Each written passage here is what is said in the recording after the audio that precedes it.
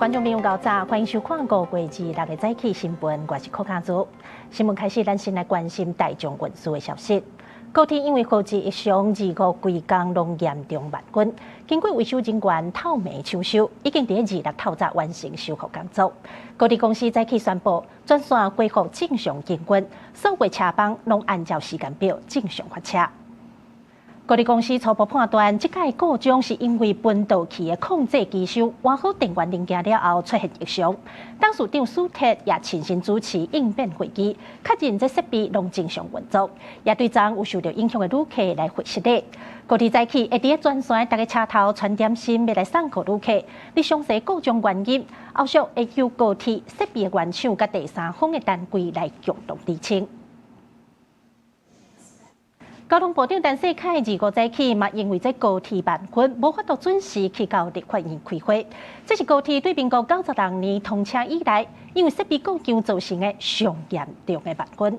运安会证实，苗栗台中这个路段因为火灾异常了后，电子连锁系统启动保护机制自动停驶，或者列车无法度通过这段路。报出案正严肃，交通部长陈世凯透早为台中市高铁上报，原本要参加立法院9点会议，受高铁信号异常影响，延迟超过1点钟。高铁的这个号志的系统有状况，那所以今天车班都有延误。那我们交通部刚刚我在车上也马上就是指挥了，我们现在请台铁公司来增加一些班次。交通部身体应变中心协调代替运输联防，铁路局也介入调查。这是高铁公司伫办理营运前准备作业时阵，发现苗栗台中路段后期信号异常，暗过发现原因，还搁等收帮了后进行调查。运安会也证实第一时间接到高铁通报，经过初步了解，这路段发生后期信号异常了后，保护装置启动，列车无法度通过这区间。运安会这边的做法就是，我们会持续关注高铁公司后续。包括它的耗资检修、原因理清，还有改善运作的情形。那如果类似的事情有涉及到系统安全的疑虑，我们将进一步讨论是不是立案调查。高铁为96年兴奋，发生影响旅客规模较大的延误事件，大部分是天灾甲外部入侵等外部因素。那是因为设备或者是装置故障延误，是98年6月12日台北站调查信号异常，另外就是伫101年4月25日台中站后置电子连锁系统故障。25这事件因讲是因为依然上严重。营运稳定期到现在感觉。的确比较少这种状况，所以高铁的确要看看系统是因为老旧呢，还是维修的问题。101年台中站后置电子连锁系统故障，事后监察院调查报告指出，台中路段遭到锁定，列车无法度用正常模式行。电子连锁系统的作用就是用防止列车进入无安全区间导致事故发生。铁路局强调，伊要求台铁公司查明如果信号异常原因，检讨设备更新甲风险管控机制，会依照调查结果要求高铁公司改善。记者综合报道。天气伤热，有不少民众拢会走去溪边耍水，不自觉一定要注意安全。屏东的雾台水墙25下晡就传出渡水的意外，5名高中生小招为高雄走去雾台水墙耍水，其中1名17岁少年囡仔因为不明原因发生渡水，消防人员接到通报就赶去救人，不过这个少年囡仔被救起来时阵已经无喘气心跳。消防人员因溪沟行入，有人派装备救索啊，想要挖进渡水的地点。屏东县消防局25下晡接到报案，有游客伫雾台水墙渡水，随派人去抢救。迄当阵边仔的朋友也有想要落去救人，也毋过因为体力无够，所以退转来岸边等待救援。共6车警消14名，于17点45分到达，立即下水抢救，于17点55分将人带上岸，交由马家911送医。5位高中生是国中同学，迄天小招出去佚佗，结果其中一个17岁少年人煞毋知啥原因渡水，救起来时已经是乌卡的状态，后手送病院，也是救不回来。来。5月初，屏东马家乡一礼拜来也传出2站水墙渡水的事故。5月12日，台北大稻埕码头有90多岁阿公跋落去水，文化大学学生落去救人，煞2个人拢渡水死亡。烂人耍水就要特别注意，水墙下底常常有暗流，佮加上山区水系地形复杂，就算表面看起来无啥，下骹也是有可能有危机。提醒民众青云的水系毋通去，才免发生悲剧。记者综合报道。带大家来关心天气。今仔日同款受到太平洋高压的影响，台湾各地拢是好天烧热，预估爱到拜四才会落雨降温。早上降温又阁是伫咧台南的玉井来到39度6。今仔日气象署继续针对全台12个县市发布高温警示，天气会热甲超过36度。台南、屏东、台北也是有可能会出现38度以上的极端高温。统计到5月24日止，全台湾因为热伤害就医的已经超过170人次。提醒观众朋友，就要加啉水，预防着沙。这几天南部的天气拢超过37度，民众拢讲真正是热甲强要扬起啊！甚至高雄嘛有这态度是热甲落落来牵着人，唔那人热甲挡袂掉，就连动物嘛爱用冰角来体凉。日头赤炎炎，完全无快云，民众出门无外套雨伞全副装备，看到有黄的所在就紧避入去。台南玉井遮，逐间卖冰的店拢是排队的人阵，因为天气实在有影热。根据气象局的资料，对23开始，南部的温度一天比一天高，尤其是玉井，连续3天拢是全国上热的。25中昼阁称甲39度6，民众讲人用要扬起啊！我觉得超热，刚刚吃完冰一走出来。感觉快不行了。最近天气都很热啊，所以我们都只能躲在屋檐下，就能不出门就尽量不要出门这样。沿海的海风没办法吹送到这边，造成这边风速比较小，那甚至有局部封面造成过山沉降、绝热增温的现象。因为锋面头前湿谷热的西南风吹不到南部的山区，加上日头照射的角度接近90度，除了台南玉井消防局、高雄气象站嘛对内门发高温警报。37度外天气，也个动物园赶紧传冰角大型的电风，来互动物降温消暑。你伫高雄市区嘛大楼外壁的太热，热甲壁开落落来，看到这个桥头摆的民众靠顾着上楼梯，加在无啥要紧。大楼管委会讲，这不是头一摆发生啊。确实把它补好之后，所以架安全网这件事情就不了了之。哦。但是架安全网也只是治标而已。治标对。你治本就是要外墙翻新。针对大楼的状况，高雄干部局表示，会限期要求所有权人爱改善，若无就会依法裁处。另外，高雄气象站也要提醒大家，这款卡袂到到37、8度的天气，爱热甲拜四，民众出门一定要做好预防措施，随时补充水分，避免着沙拍着伤。记者伫新闻科卡组柯超雄综合报道。来看今仔日的早报重点。首先是中国时报。台南市关田区61岁姓林的农民，23下晡去果园自由啊，到暗时也是无看见转来。厝内人走去找，才发现人已经倒伫个园里，送病机也是救无转来。虽然家属讲农民有慢性病，不过警方也怀疑有可能是天气受热掉沙造成的。过来是联合报。台湾头一座国家火箭发射场，去年确定要设置屏东满洲的酒瓶。环境部25进行宽屏措施。高速部落的船长指出，火箭发射的噪音震动空区影响真大，而且麻烦到这发射失败的零件落落来会对部落造成危害。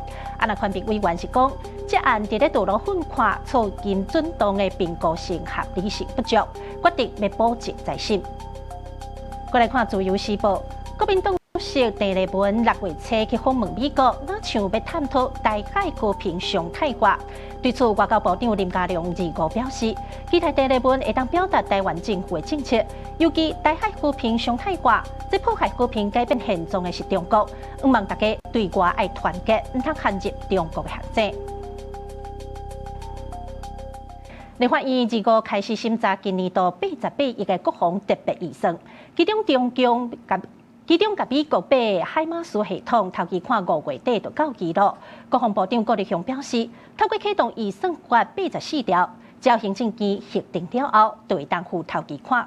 另外有风声讲，传释会了后，对台军售可能会有变故。郭立雄是强调，目前台湾无接到任何改变的消息。外交部长林佳龙嘛讲，有听到美国政府的简报，确认美国对台的政策无改变。立法院25开始审查，包括海马斯多管火箭系统等5项对美国军国的国防特别预算案。向敢若在野党积极，这几年咱对美国军购的金额一直增加，不过几多项已经签的项目进度欠甲正严重，包括前年就签法计师的空军 TBS 77加 TBS 78雷达，会当增加咱航空战力。不过美国到即马拢也未甲制造商签约生产，国防部讲也无预约，也未付钱。刘毅讲，2017年就签约的车进飞弹采购案，甲单也无半粒。那178套500枚会在今年第4季交易。今年第4季到现在，但是到现在为止一颗弹也没有。期待本次特别预算呢，整个军购项目美方都能如期的，如职的来交货。以强化国安安全，会针对这个来成立专案办公室，让我们每个会期有个都跟大院来做报告。因为今年度的国防特别预算88亿内面，包含8亿的海马斯多管火箭首期款5月底的到期。国立香港已经启动预算法第84条，但行政院核定了就当先付钱，时间是无问题。因为伫传息批了，谈讲台湾第2批140亿美金的对美国军购可能有变化。国立香港无收到通知，我们就审慎乐观来看待第2批军购。在这次川习会之后，我们也有从美国政府方面听取简报，那也一再的确认美国对台的政策没有改变。外交部长林佳龙证实，伫川习会过程，台美双方拢有保持密切的沟通，也确定未来美国对台军售也是照台湾关系法的规定，强化台湾的防卫能力。因为美国总统川普讲，可能就军售的问题，甲总统赖清德通电话。林佳龙讲，双方也未进行到磋商的阶段，规划细节。不过南方正面看台，并且做好准备。记者综合报道。各州唱水南海群河伫咧优化调整期间，国民党立委马文君所提案，要甲后续的条件预算119.5亿甲并起来，引起众人议论。经过遐侪届测试，海群河即摆已经算出来，我个认为可能是要来进行时间较长的深海航测。那专家是认为，测过到唱水南应该是会当乐观看待。各州将南湾兴南海群河完成设备调校了后，自古早起为大船大澳刷到91号码头，进行完成超雷社区验证。外界副高传去高机率的进阶过湄内航测试，检验长时间唱水时的电力使用、卫生设备稳定度、甲景观的运作情形。这么多的人挤在那么小的钢壳之内有些的潜舰官士兵他搞不好就患有身心症状。那第二点的话，其实你人员能够忍受这个压力但是我们要看说他吃的够不够用的够不够。但国民表示，实际测试内容除了大船家己讲，若无干人口推测，对大船要拼树的高难是乐观看待。不过因为无完成所有海测项目，国民党立委马文君等人提案，行动嘅后续南今年度建造预算119亿外，各立委积极进行对比采购66架 F-16V 的新式战机特别条例。期限伫今年底到期，不过9月才会到一架，其他65架抢价延前。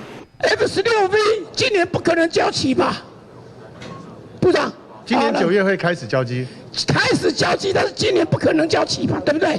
依照产能来看是没办法。不可能嘛！如果说到这个年底没办法完全交机的话，在预算面向我们会办理保留。立委罗淑宝提起办理预算保留无问题，不过爱成就立法院通过修法等限条例结束时间，今年1月回归新编的3 F-16V 也分析人甲即马乌阿巴送到美国也无解读出来。立委关心国军即马购改的 F-16V 什么时阵才能自动轰动地系统全部完成？在今年7月份软体会上机，在9月份之后，我们硬体的部分就会渐渐的逐步来到位。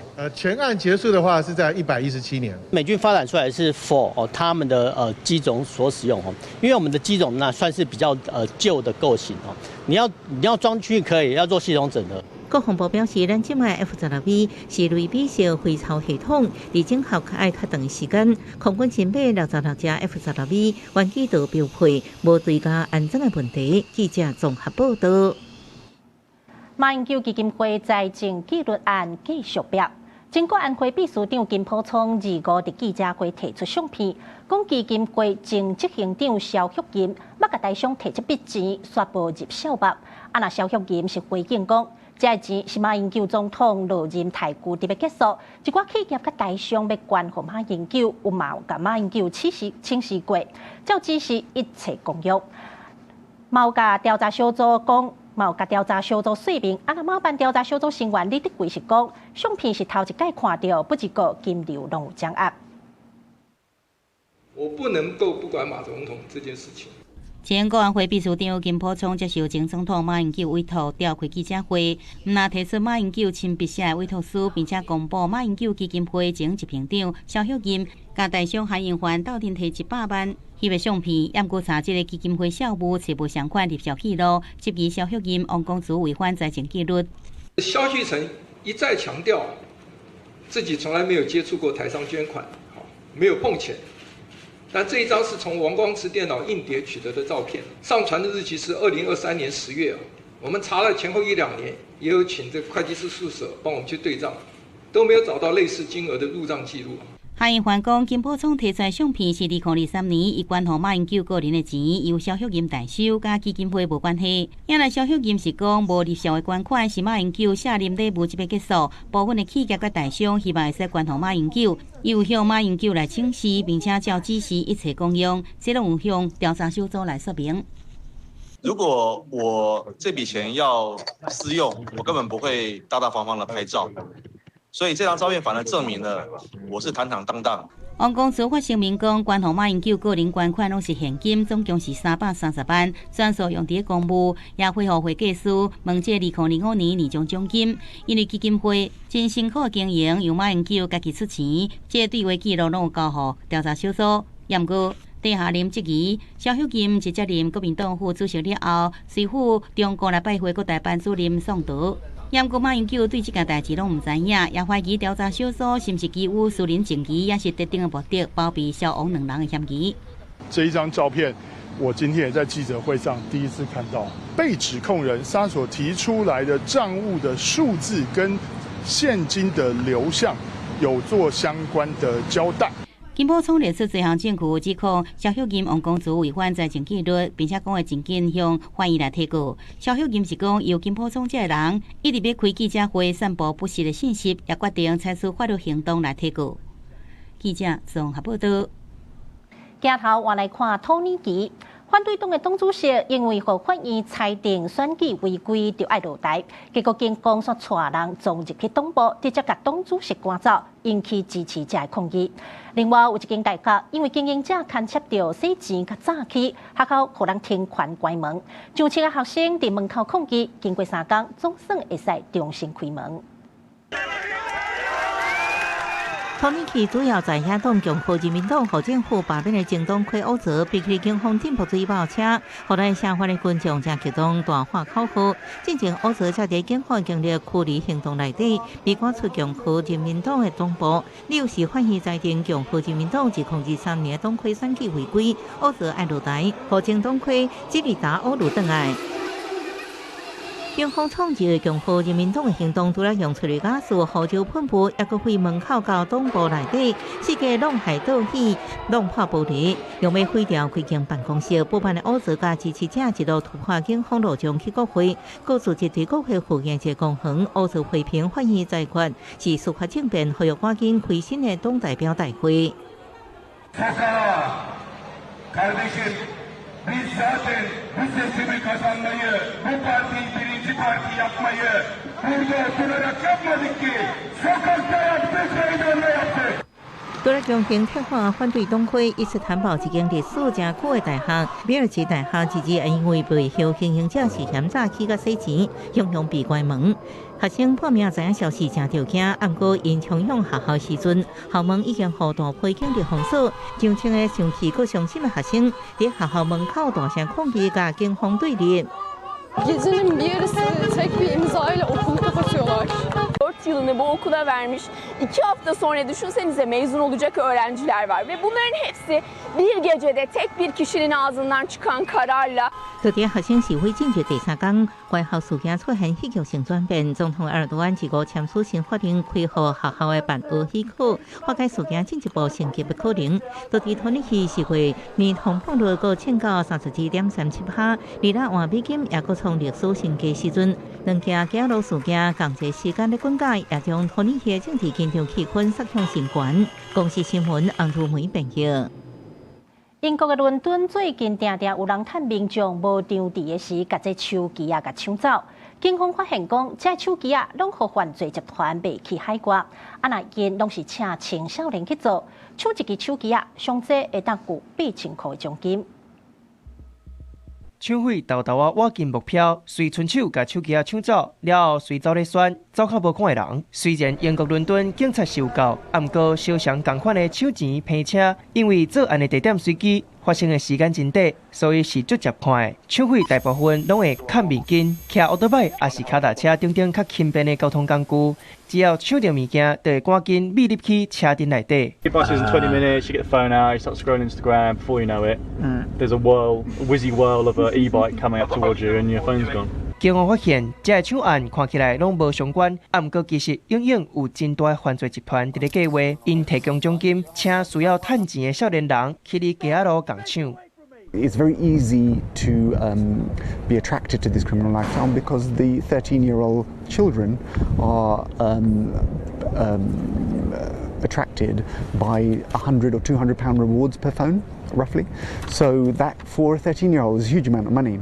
警方最近这几档使用面部辨识、无人机等等科技执法，而且将这款抢案看作是优先的事项，已经互抢案降12.3%。不过，伦敦伫咧2025年要受71000外件要讲的代志。另外，犯罪集团会甲抢来手机外口包离报纸，佮甲抢来物件卖去国外，目的是为着避免手机信号去互追查。警方表示，手机若去互偷去，就足歹找到转来，所以上好的做法就是随时注意适可位若是不幸去互抢，嘛要随开始使用手机的定位功能，较免时间若久，就失去手机的线索。公司新闻由派准编译。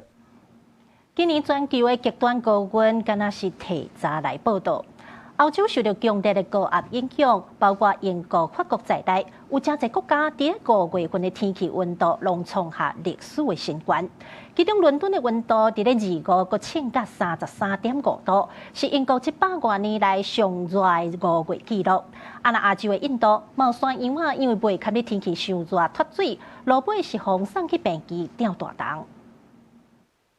日头赤炎炎，民众伫咧游水池浸水，也是伫咧河岭过船啊。原底应该是凉凉的5月天，英国煞真罕见，高温创纪录。2月迄天，伦敦希斯罗机场测到摄氏33度半的高温，打破1922年以来摄氏32度8的纪录，变作是英國有史以來上熱的5月。面對高温，真濟遊客敢若會當直直灌水，也是食冰來降温。It's tough, like we're struggling. Yeah. Like, so we're having ice cream, loads of water, Yeah. and hiding in the shed. Yeah. Just hiding completely. It is so hot.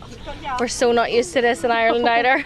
若是英国这波欧洲的高温，也互法国巴黎亲像火炉共款，来自欧洲大陆的高气压变做亲像一个顶挂，甲小气嵌伫特定区域，无法度散去。巴黎超过33度，共款创法国5月高温的纪录。真侪巴黎市民甲游客，敢若会当避伫公园的树荫。针对气候变迁带来极端天气，民众也真烦恼。Ouais, je pense qu'on est déjà assez, enfin, on est très sensibilisés à ça et nous, ça nous inquiète surtout au mois de mai d'avoir des grosses chaleurs comme ça.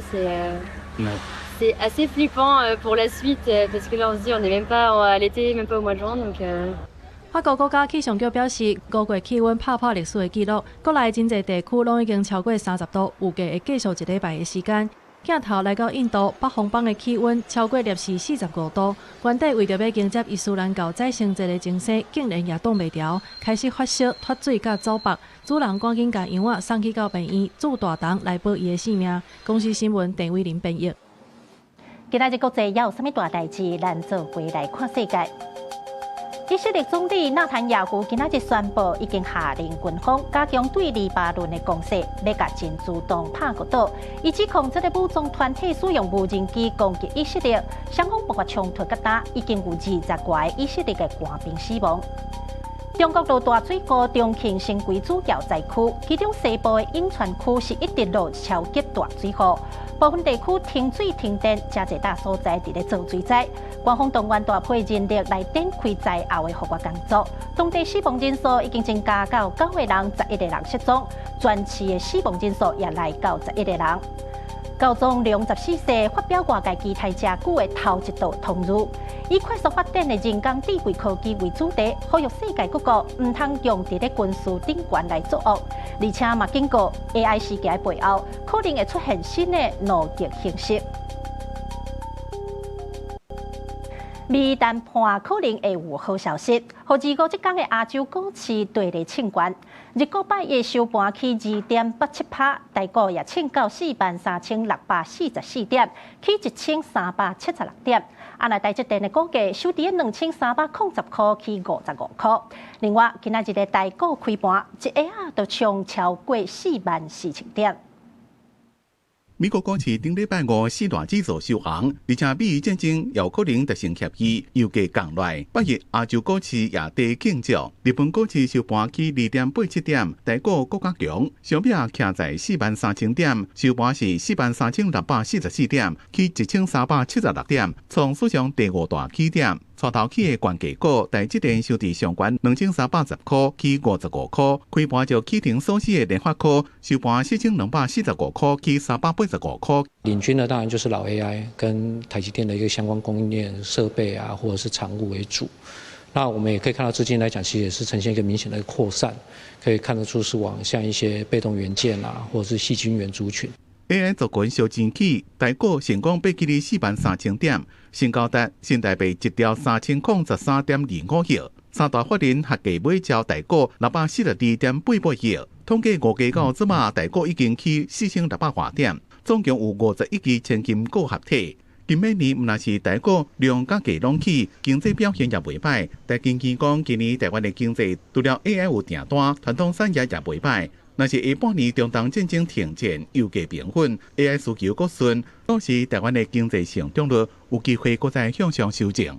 台湾经济成长率，我们台积电上次的预估大概是7点多。比如说中东战争已经结束了，我们的传产外销出口能够持续这样的荣景。当这些因素都齐备的时候，我想台湾经济成长率当然还有再上修的空间。虽然股市看起来情势袂歹，不过专家提醒，市场上即马出现券商无钱通借，个人房贷有遐，抑个个人信贷有遐，拢创新纪录。市场正出现结构性欠资金，万一若是行情变势，可能造成借贷资金减少。会出现卖压，台股会规个做修正。记者综合报道。4月份，日本的车联大厂普利司通伫新竹的工厂被收起来，大量自勤员工。有工会团体指出，普利司通无甲劳工集体谈判，说是一个一个来约谈。有500外劳工互人自遣，已经违反劳基法。另外，还有一间日本的民办公司也传出有劳资的争议，工会25早起去劳动部抗议。日益嚣张。工会团体伫日本台湾交流协会外口抗议，日本的民办建筑企业阿萨希公司伫台湾传出劳资争议。有工会团体指出，自108年开始，公司有公告讲，员工满10年开始通摕到雇任金牌，说因为今年金额起价，公司无经过工会同意，就用比行情较低的金额来代替。另外，阿萨希公司一年有16个月薪资奖酬。工会要求明定在劳资协议规章内底，说在协商的时，拢互资方拒绝，工会就惊无法度保障劳工的权益。每年12个月的薪资之外，还有3个月的年终奖金，还有这个1个月的节庆奖金的部分。但你应该把16个月明定于工会的跟工会协议，但是公司是完全不愿意。现在担心就是说未来那个员工的这个薪资奖酬16个月也会在公司的相关的一个人事成本的考量上就片面去取消，导致员工的薪资跟这个奖励是没有任何保障的情况。另外，对台湾的日本企业，像车联大厂普利司通，甲经营化妆品的资生堂4月底新竹60关厂自遣员工。有工会团体指出，普利司通在5月初8提出大量解雇的计划书以后，后续无经过劳工集体谈判，刷到500外的防自遣的劳工一个一个约谈。工会认为这违反大量劳工保护解雇法的主题协商甲经济协商的精神。这个在5月11号就直接把劳工载到4个不同的地点去，然后进行所谓的协商。但我们认为协商应该是要让劳工可以交换意见或整合意见，提出自己的方案之后，跟公司来进行谈判。但这样的方式，其实我们认为完全违反《大量劳工保护解雇法》的这个自治协商和强制协商的精神。工会团体认为，资方案的含个别劳工协商是一种对劳工的压力威逼，针对劳动条件合议若要改变，也应当经过集体协商。工会呼吁劳动部甲地方政府爱站出来，要求这日本企业继续甲工会进行协商，避免以后这款恶例搁再发生。记者卢尚珠、郑俊尧台北报道。总统赖清德讲要互家庭主妇等等无参加职业性社会保险的民众也会当领国民年金。其实这是行政院今年1月提出的国民年金法修正草案版本。满65岁的人，逐个月对4049块调悬到5000块，预估7月开始实施，有176万的人会当得到帮助。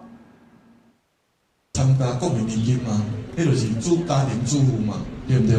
好，唔要紧，以后家庭主妇共款，一个月至少5000块互家庭主妇领。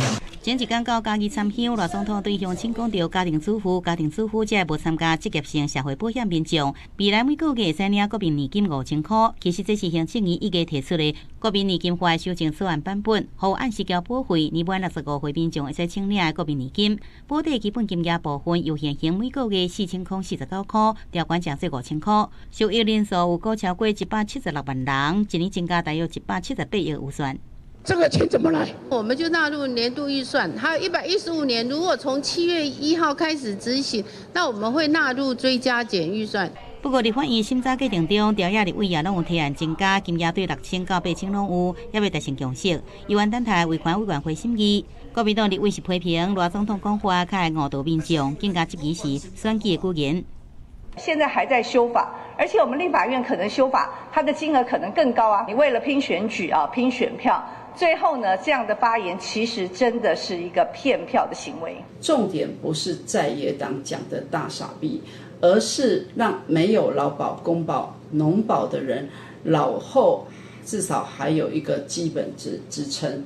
国民年金提供老年年金，也有身心障碍年金、卫生年金三大给付保障。根据卫福部统计，到今年2月，被保险人大约是285万人。另外，行政也通过6大社福津贴调整方案，包含低收入户家庭生活补助、低收入户儿童生活补助、低收入户就学生活补助、新长者生活补助、中低收入老人生活津贴，也有60岁以上生活扶助，拢调悬23.5%，预计对今年7月生效，受益人数大约89万人，而且未来每2年也依照物价指数评估检讨调整补助金额。记者综合报道。交通部公告，挂伫咧台湾出境机票内面的机场服务费，对今年9月初1开始，要为1.500块起到750块，到2018年的9月初1要起到1000块。上主要的原因是机场服务费已经超过10年无调整啊，某一部分是为着桃园机场第3航厦、第3跑道相关建设的需求。从桃园机场出境，打开机票票价明细，这笔费用呢就包含了机场服务费500元。今天交通部公告，这笔费用即将调高，到了2028年将调涨成2倍。全球油价抢悬，机票票价大起，按过即马出国恐惊爱搁加一笔。交通部公告，出境航空旅客机场服务费收费加作业办法修正草案，宣布要起已经10年无起过的机场服务费。因为我们很常飞，因为我们基本上大概2-3个月就是香港、台湾飞这样子，对，所以我就会觉得1年下来真的差很多。500没什么感觉，就是每天少喝一杯饮料，基本上就还好。旅客看法无同，目前规定为台湾出境的机票，机场拢含机场服务费。目前规划会用2阶段大大调整，为今年9月初开始起做750块。2018年9月初开始，搁会750起到1000块，2摆总共起500块。这么来一趟，可能就3天2夜或者4天3夜的话，我们就也会考虑是不是要那么经常来。经济观光的话，也会真的是会提升，可是我觉得它还是得就是要稍微 balance， 对，平衡，不能一下子涨幅太大。草案也说明，即摆起的主要原因包含机场服务费已经超过10年无调整，甲桃园国际机场第3航厦、第3跑道甲相关建设的需求。另外，在还分享过去500块一半下半至观光署观光发展基金，另外一半是机场单位起到750块了后，下改拨300到400块，起到1000了后，下改拨350到600块，不过是各一半的比例。适度的往上调是比较合理的一个做法，因为这会牵涉到机场它的财政收入。我们周边的几个国家来看的话，我们的费率确实是比较低廉一点。咱来看附近国家机场服务费，香港差不多大票1434块，泰国按算6月开始起到1187块，日本成田也按算起到1239块。学者强调，财政收支影响机场的公共设施建设状况，提款收支对登记公司财务状况健全平衡有帮助。记者综合报道。根据上新的统计指出，这10年来个人贷款总人数对465.4万人增加到516.6万人，平均4个人就有1个人是负债。若个人贷款总金额也对289万元增加到465万元。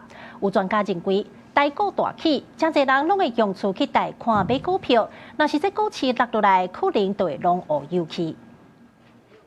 台湾薪水差距愈来愈大，进入高资产、高负债时代。根据金融联合征信中心数据显示，以这阵人口来推估，等于是每4个到5个人就有1个人有排贷款。有做一些小额的贷款在身上，对信贷的为主，相对会做更保守，可能 ETF 的那些操作为主。有贷，就是要布局长线啊，就是趁现在还年轻，赶快积极进入股市这样。对数据来看，台湾人负债规模近10年来正在快速成长，个人贷款总人数对2016年的465万4千人增加到去年516万6千人，个人贷款平均金额是对289万4千块增加到465万7千块，等于10年来增加超过176万。由最近贷股若冲上4万点，加权指数也一直创下新高的纪录。专家指出，有不少少年人将原本全要买厝的头期款投到股市来投资，出现大房屋贷款入股市的情况，市场已经转变真多。房屋贷款加上房屋贷款增贷到入股市，也有股票融资，用真少的本金操作，也是车的贷款，也是信用贷款，也是信用卡。四种贷款做伙，不过这款面临的资本风险，亲像股市若落落来，融资对缴被逼未过，现金来源转去，股市房屋相杀，资产求水这风险。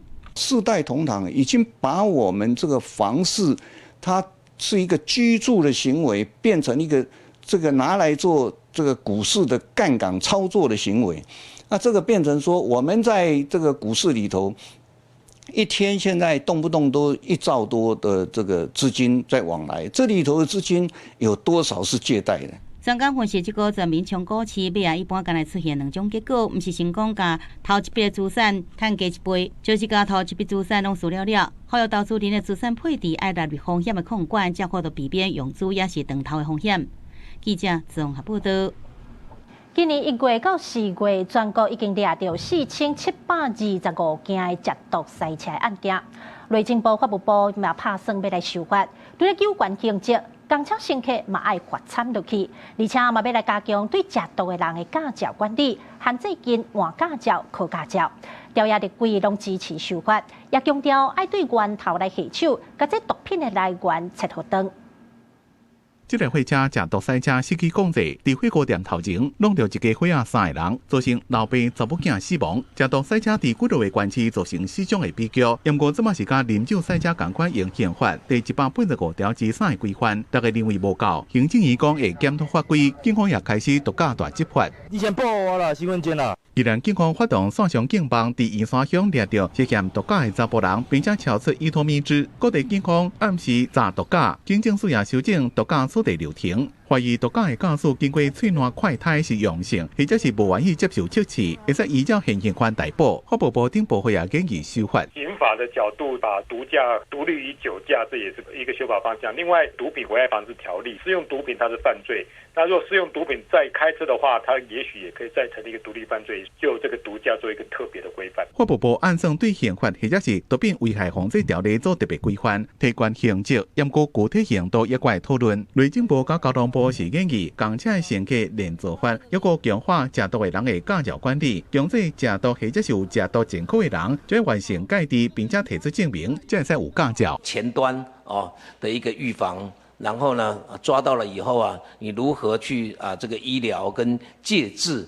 那令任何的一个行政手段的一个加强，这个都可以讨论。毒品只要用了之后，在非常多的情境都会有发生刑案的一个风险，驾驶是一个重点，其他部分更是源头、教育单位、风险单位的一个管理，我觉得必须要全面来做。今年1月到4月，全国查到4725件假毒赛车的案件，调查立委拢支持提悬法则等修法的方向。严哥也强调，重点是预防，包括测定毒品的来源，才能自源头防止假毒赛车。记者综合报道。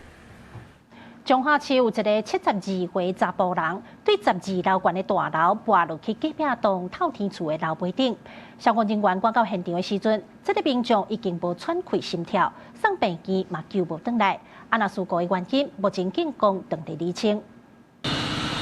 消防人员出动吊车，甲爬落来的民众送落来进行急救。彰化市利市中道有一位民众，唔知什么原因，为12楼悬的大楼爬落去隔壁透天厝的楼尾顶。附近民众听到声音，赶紧报警处理。消防人员赶到现场的时阵，这位发生意外生病的民众人已经乌卡，经过急救，嘛是救无回来。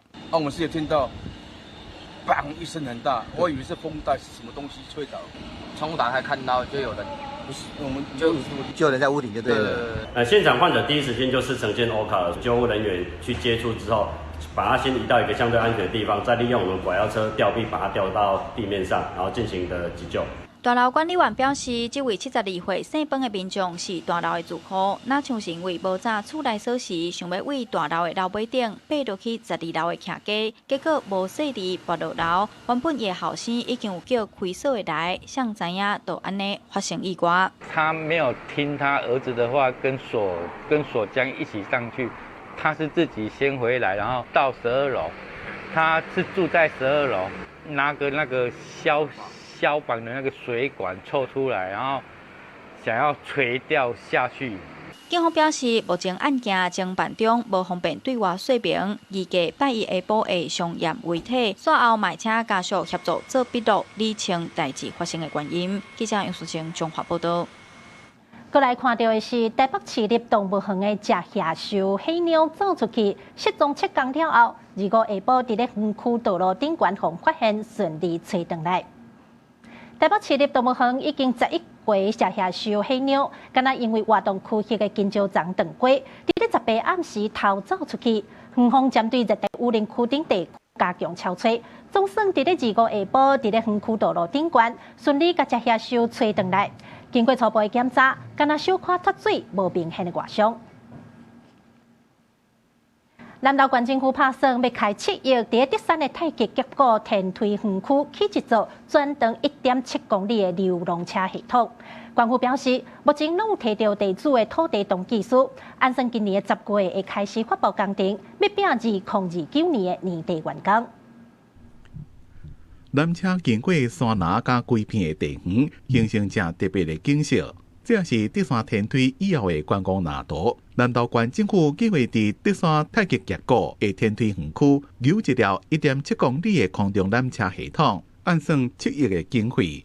县府讲已经得到全部地主的同意，今年底就当发包动工。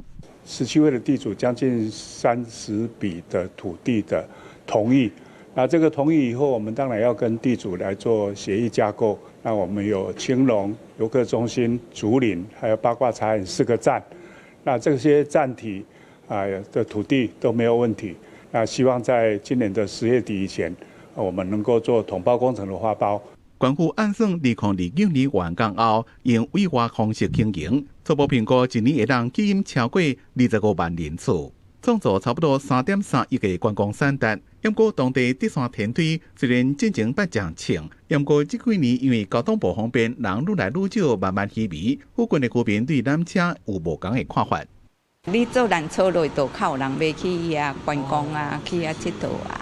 山路也不好开啊。那如果说可能把那些整理的再更齐全一点，我觉得会更棒。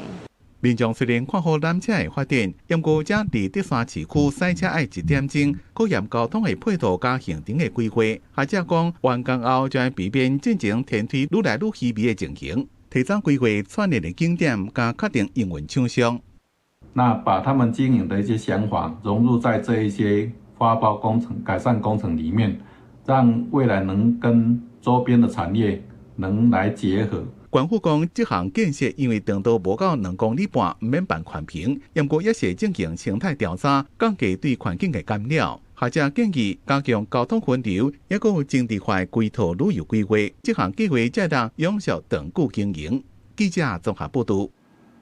国立台湾博物馆推出时代新歌传播技术甲民族的搅动展览，透过要甲200件传播相关文物，呈现对日本时代行到网络时代，咱台湾民众是安怎透过低成本的媒介，突破封锁，传达民族的声音。你敢知影？我是说，那个天气好像又要变了。因为透过演出呈现民众安怎互人进城的过程，展览现场嘛有古早时的报纸、踏录机，还有地下电台时代的广播设备，这看起来真史上的物件，煞是迄当时人民想要突破封锁、传达声音的工具。国立台湾博物馆推出时代信号传播技术甲民主摇动的展览，透过我200件的文物，呈现传播技术甲民主发展之间的关系。你要用杂志足困难，好在，迄当阵当然是唔是讲就即嘛讲会使什么公开上市，无遐简单吼，无遐简单。所以迄当阵的杂志拢会受到竞争吼，甲新闻局的人吼，拢全面的给封锁吼。台湾的民主发展呢，跟所谓的这个传播技术呢是息息相关。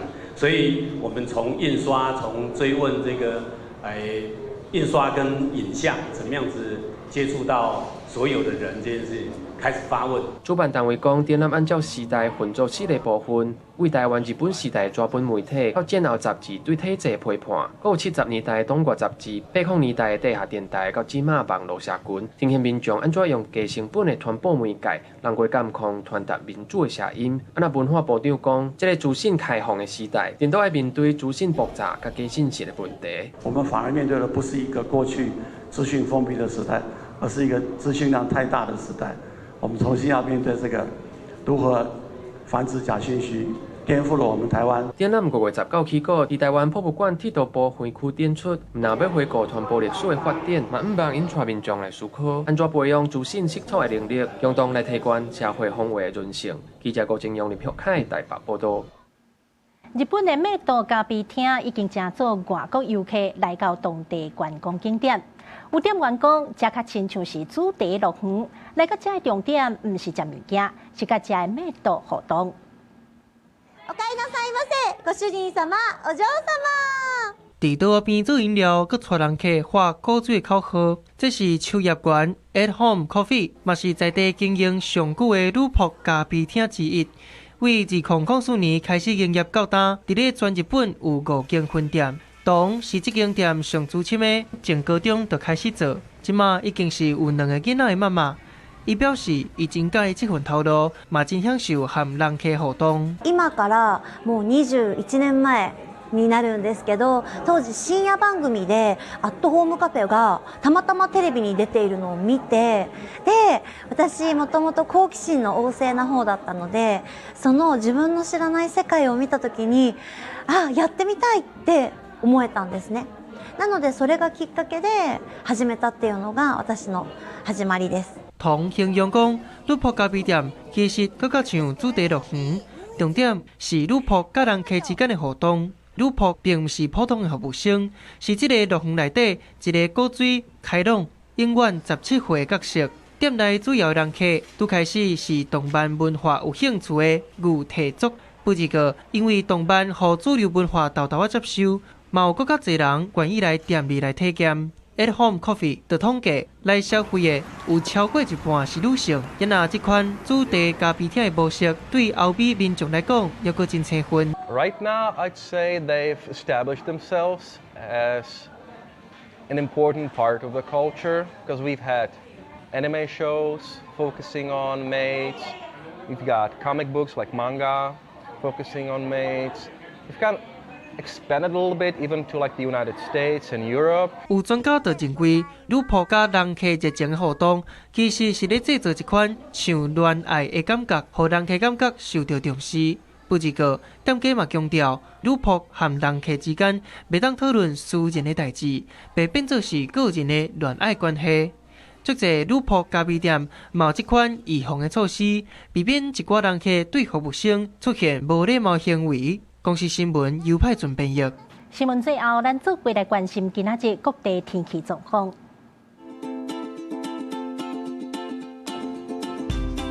北部地区对28度到38度。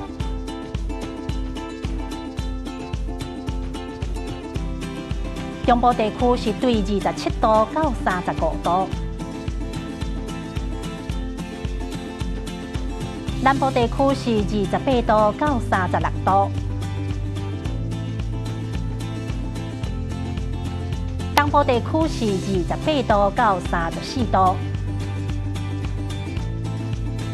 外岛地区是27度到31度。也有未来3天的天气状况。